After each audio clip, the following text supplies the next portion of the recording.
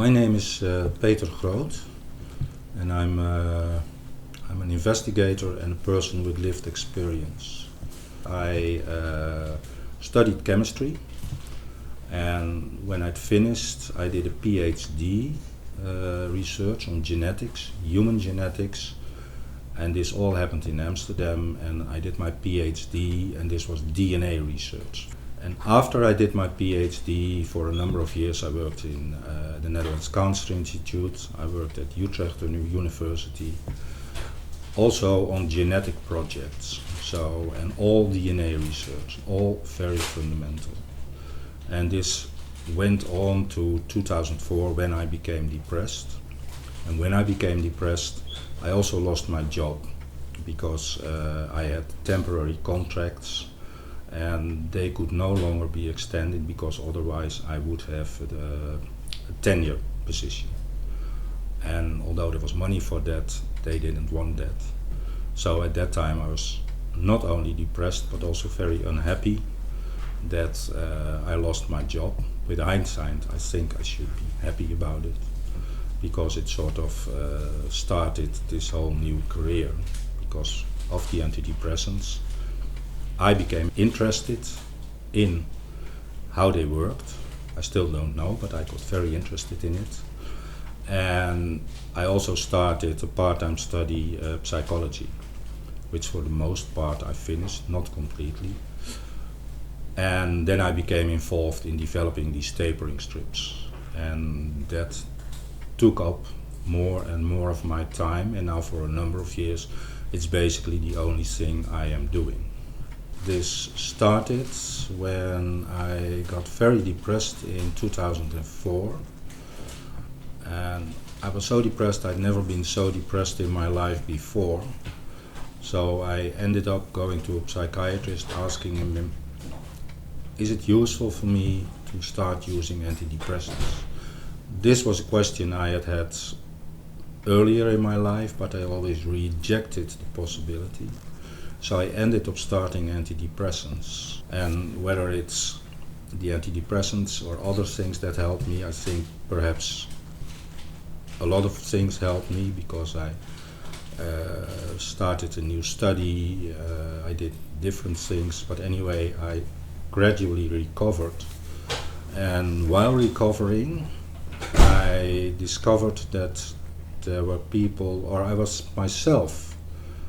What a very important thing was that at certain moments I had these days I did not feel well. My head was not feeling fine, and I did not know where it came from. Experiencing these depressive thoughts again going on in your head, and having thoughts about suicide. And this had something to do with the fact that my father 40 years ago he committed suicide, so this was an understandable fear. And then at a certain point I started thinking, can it be that I have forgotten to take one dose of the venlafaxine, the antidepressants I was using. When I realized that it was the consequence of not taking this pill. So it had nothing to do with a depression coming back or something, which was a relief for me. And this sort of made me curious. And when I started sort of researching antidepressants, I found out that a lot of other people were having these problems. And I was approached by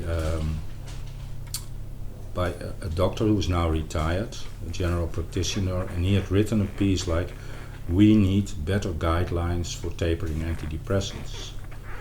And we came in contact, and together we wrote a report in 2012 in which we sort of made an inventory of all the problems patients and doctors were having when they wanted to let people come off medication.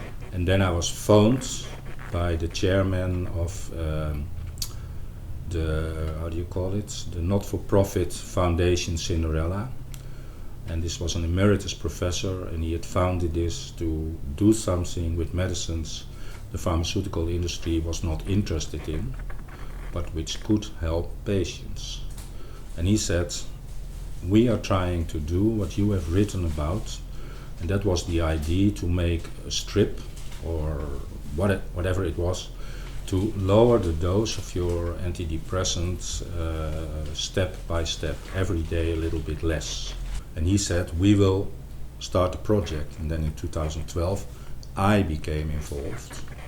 And together we said, we will try to make this. We know that it's technically possible, but what we need to get it to patients is that we have pharmacies who can make these tablets and who can provide them to patients upon prescription of a practitioner or a psychiatrist.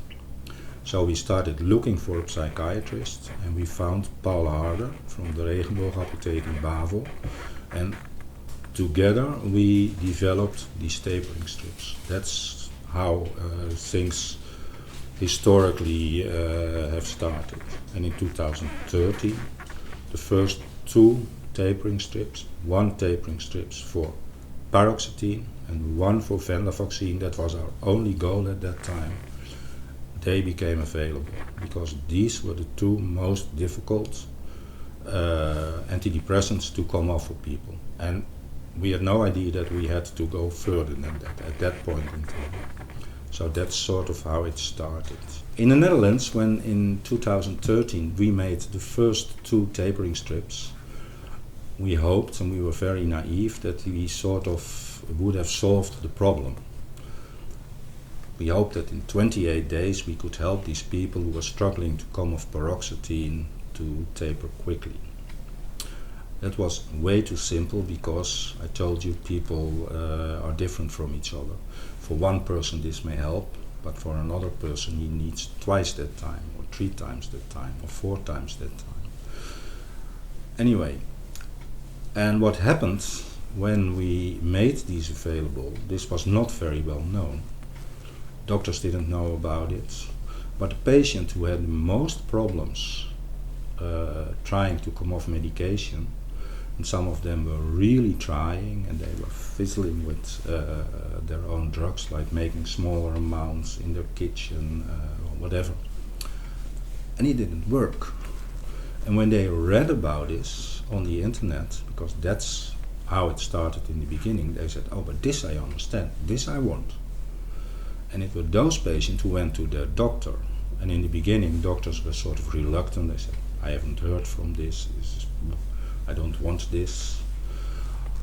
And then what has been happening over the years is that doctors then prescribe this medication to their patient because their patient wanted it so badly. And they experienced that actually the patient benefited from it, but it was easier for the doctor to be honest about what was happening. And the doctor found out, because I have better conversation for my patient, my life is becoming easier. And then after that, and that's happening still in the Netherlands, they start prescribing the tapering strips themselves, because they experience like, hey, this solves a problem for me. This makes my work easier, I can better help my patients. And in time we got more and more requests from people like, oh, but you have these strips, can you also make them for this medication or for that medication? Virtually every medication that you can get used to, I think, can be difficult to come off, because your body adapts to it, and when you take away the drug, you have to adapt to the new situation. It's in a sense comparable to somebody who has smoked always, and then it turns out that it's very difficult for people to stop smoking. Of course there are also psychological problems involved, but this is true for many things we do. So in that sense it's quite easy to understand, even though we don't know precisely what molecular mechanisms all play a role, because we know far too little about that currently.